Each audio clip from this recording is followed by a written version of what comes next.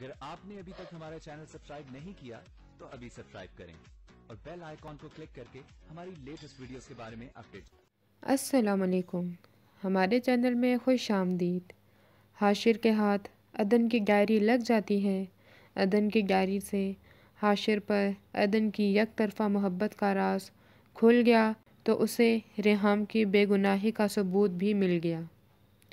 हाशिर को अफसोस होने लगा, अनजाने में वो कितना बड़ा जुल्म कर बैठा है। आखिर उससे पहले क्यों पता न चला? रेहाम के ख़िलाफ़ सारे सबूत झूठे थे।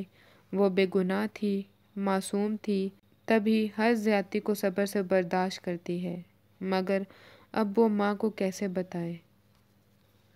माँ से मिलने से पहले वो अदन के दोस्त मोइज़ से मिलकर मज़ीद रेहाम की बेगुनाही का सबूत हासिल कर लेता है।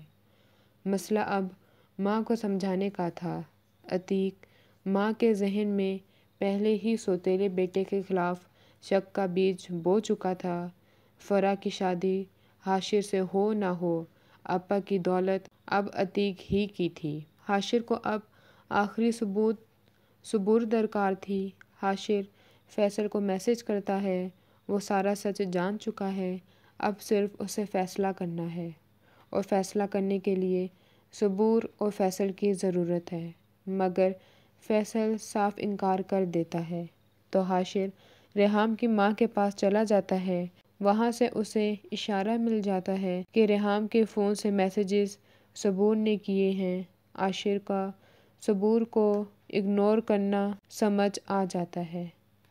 आपा को आकर बताता है, मैंने इंतकाम में रेहाम को तबाह कर दिया है।